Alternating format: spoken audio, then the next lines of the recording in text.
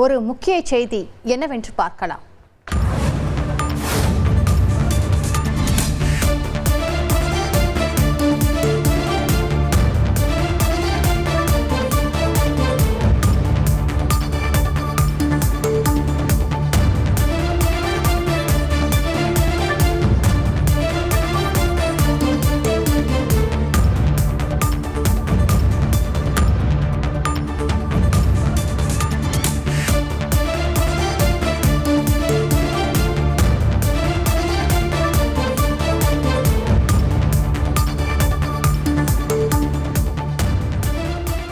காஷ்மீர் பயங்கரவாத தாக்குதலில்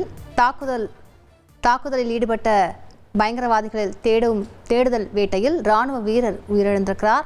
கூடுதல் விவரங்களை செய்தியாளர் ரமேஷ்குமார் கேட்கலாம். ரமேஷ்குமார் வணக்கம். அந்த ராணுவ வீரர் தொடர்பான முழு விவரங்களை பதிவு பண்ணுங்க. எப்படி அவர் இறந்தார், விவரங்கள் என்ன?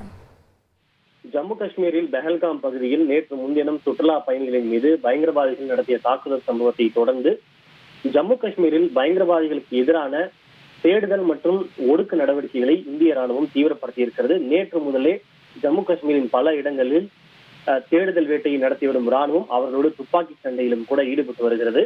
அதன் தொடர்ச்சியாக இன்றைக்கு காஷ்மீரின் உதம்பூர் பகுதியில் உள்ள பசந்த்கர் என்னும் பகுதியில் பயங்கரவாதிகள் இருப்பதாக பாதுகாப்பு படையினருக்கு ரகசிய தகவல் கிடைத்தது. அதனைத் தொடர்ந்து அங்கு விரைந்து சென்ற பாதுகாப்பு படையினர் அவர்கள் இருக்கக்கூடிய இடத்தை கண்டடைந்தனர். அப்போது ராணுவத்தினர் மீது பயங்கரவாதிகள் துப்பாக்கி சூடு நடத்தினர். பதிலுக்கு ராணுவத்தின் தரப்பிலும் துப்பாக்கி சூடு நடத்தப்பட்டது.